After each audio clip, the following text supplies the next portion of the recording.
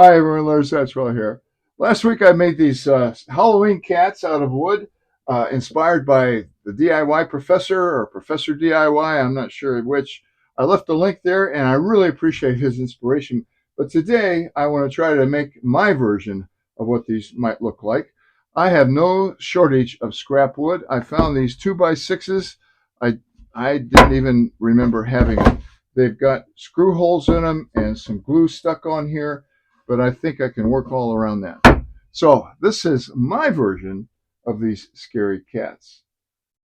I'm going to start with this one because it's the only pattern I have, and it fits perfectly on this 2x6.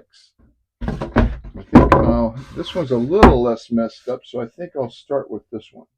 Maybe if I turn it this way. Yeah, there's two big nail holes right there. I'm not real concerned about that. These are supposed to look a little rustic.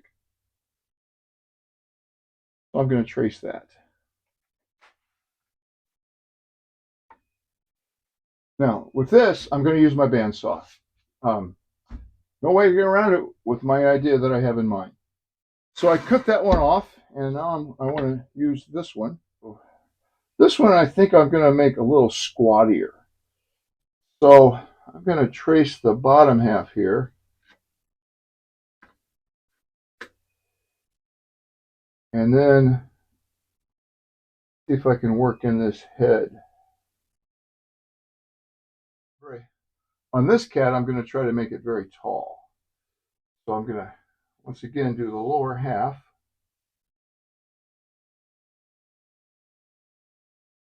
And then I'm going to stretch that cat up way up there. See what that looks like. Let's make this head a little bit bigger here. Needs to flow.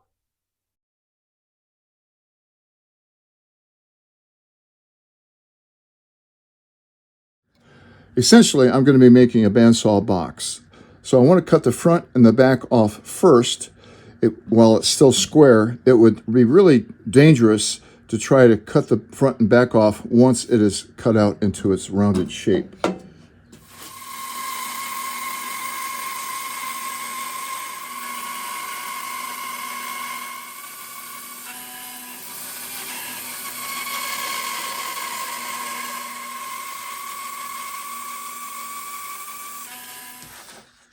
So the next thing I need to do is to tape these back together. You could use some hot glue right here, but the painter's tape is just so much easier.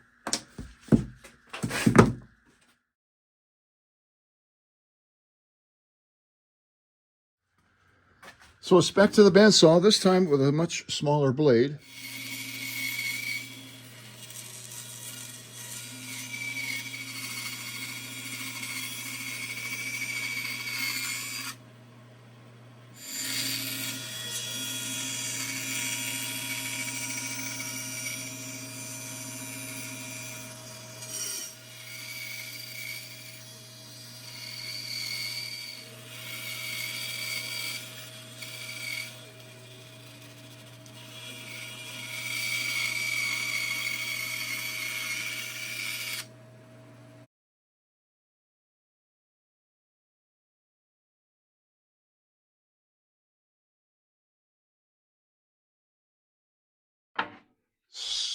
So it's back to the bandsaw. I'm going to cut this middle section out. You'll see why in a minute.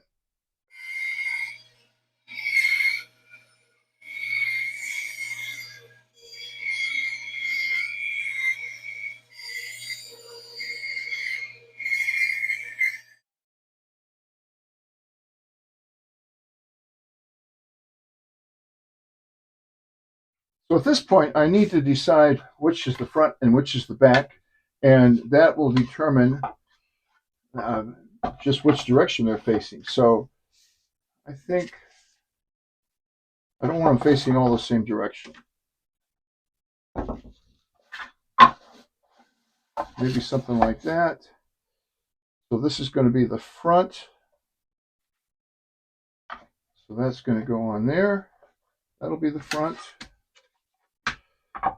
and this will be the front. This is where I messed up before. I tried to draw it, and it was cockeyed, so I flipped the board over and did it on that side. Oh. I'm going to glue the fronts back on. It's no reason to sand anything yet. I'm going to use regular Tite Bond. Basically, anything will work right here. I'll glue this down in there a little bit.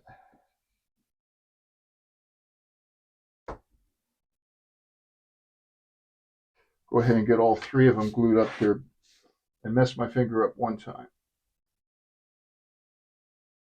Smear this up a little bit.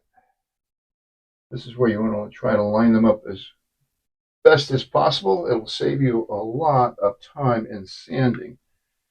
Pretty happy with that. This will close up that gap down there.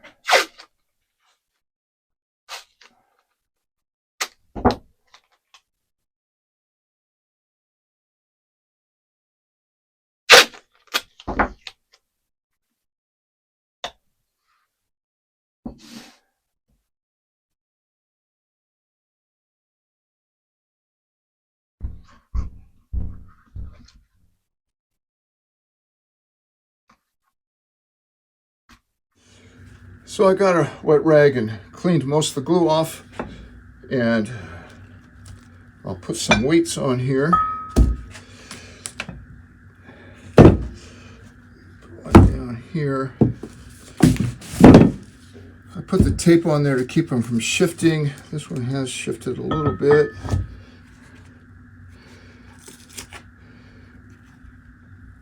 There we go. Once that glue starts setting, it sets really fast.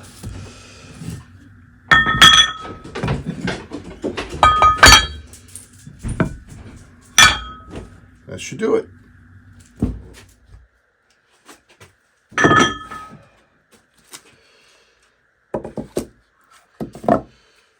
Okay, looking good.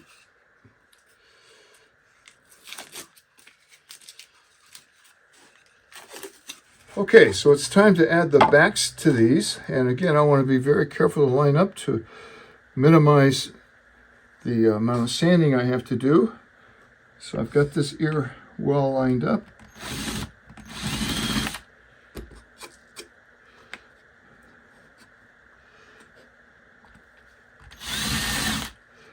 I'm going to actually drill the countersink first, because it's very difficult not to crack this wood since it's so thin. I want to go ahead and put one screw in here, and that'll help line everything up. There we go. So then I can line it up down here.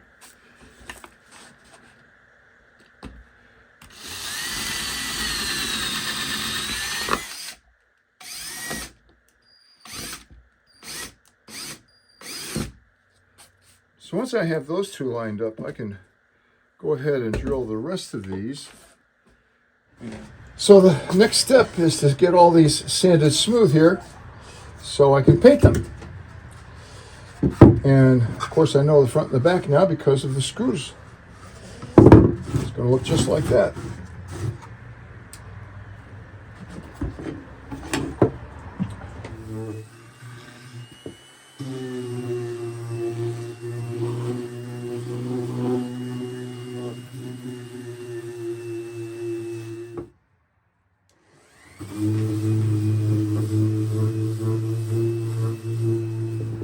So I've got the fronts and the backs rough sanded, nothing smooth here yet, but I do have a couple of big flaws in this wood, and I expected that. And I want to fill those in. The easiest way to do that is with this Start Bond medium thick super glue. It'll fill in these gaps real easily, and I can move on quickly. Put a little dab in each one of these holes.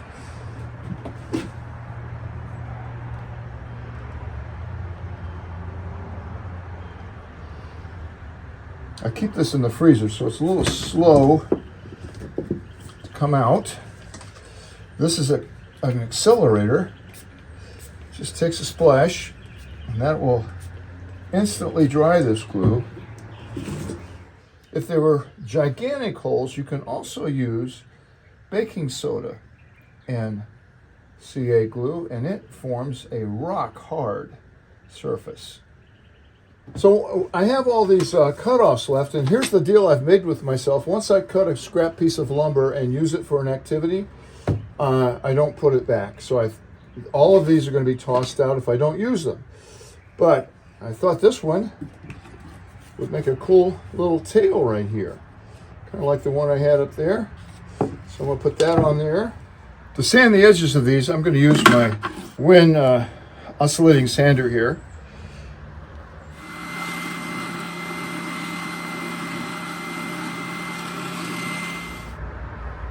I don't want to interfere with these screws I've already put in there.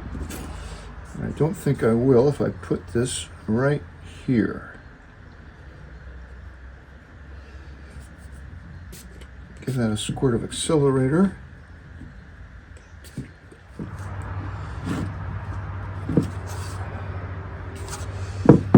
That's good. And then these were left over from that block, so I'll reuse these.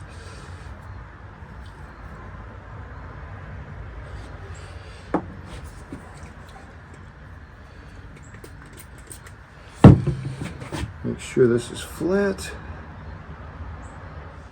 So I've added some embellishments, the little thin pieces I used, and they're all sanded. I think we're almost finished with the woodworking. We have one more woodworking task to perform, but right now I'm going to paint these. So I'll paint the backs of them first, and I'm going to use a gloss black for this. I've used super glue on all of these accessories here, so they're glued quickly. And now I'm going to give it a good coat of black paint, probably a couple coats, try to catch everything. This is a quick drying paint. It's a beautiful low humidity today, so I think it's going to dry pretty quickly. I don't want this to be a multi-day project. I intend it to be. For me, this is one of the scariest parts of the build. I need to put eyes on here, but I didn't have a reference point, so I went back out and added these little noses, maybe as a reference point. And to get warmed up here, I think I'm going to just outline these ears a little bit. Maybe put some whiskers in.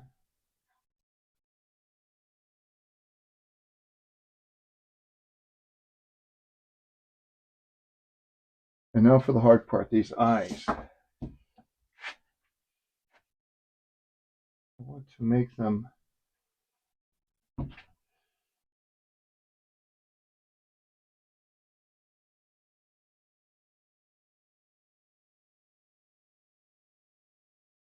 guess I'll just go ahead and do it, huh? I always paint over it, and I think I will paint over it. That's just way too close to the nose. All right. Let's try this one.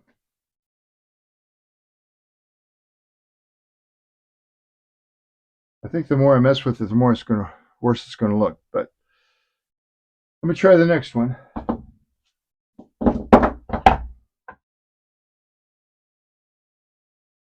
All right.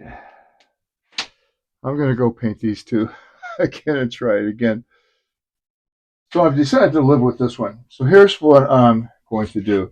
Probably been wondering why I hollowed that out. Well, I'm going to give it some spooky eyes. I have some dollar store lights here, and I'm going to drill out the middle of this eye.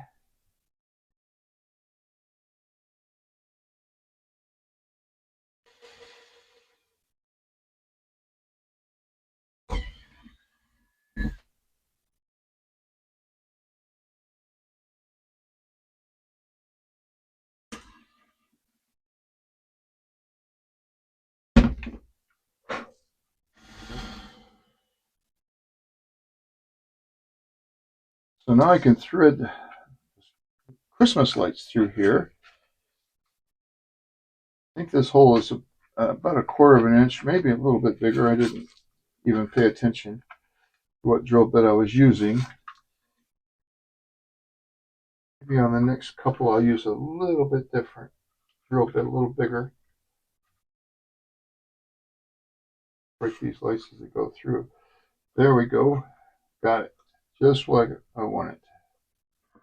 So I've added just a couple of dots of hot glue right there, and I've hot glued the battery pack here. So now I'm just going to try to squeeze these inside here, wrangle them in. I may have to glue them in there. I didn't anticipate that, but they don't want to lay down.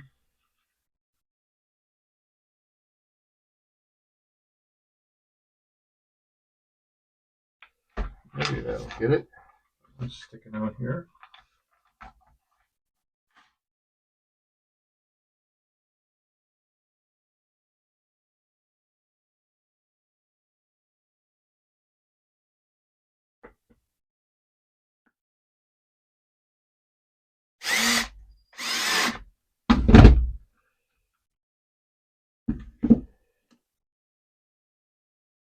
There it is. Well, here they are all put together. I'm pretty pleased with them. I think they're going to look okay at night. I like those beady eyes. Quite a bit different than these. These are much more three-dimensional. And I got rid of another piece of scrap wood. It's a win-win. Well, here they are on the front porch. I think they look pretty good. I know they're a lot of trouble, but I really wanted to up my game on Halloween cats. Hope you like them. Please hit that like button, subscribe, share it with your friends.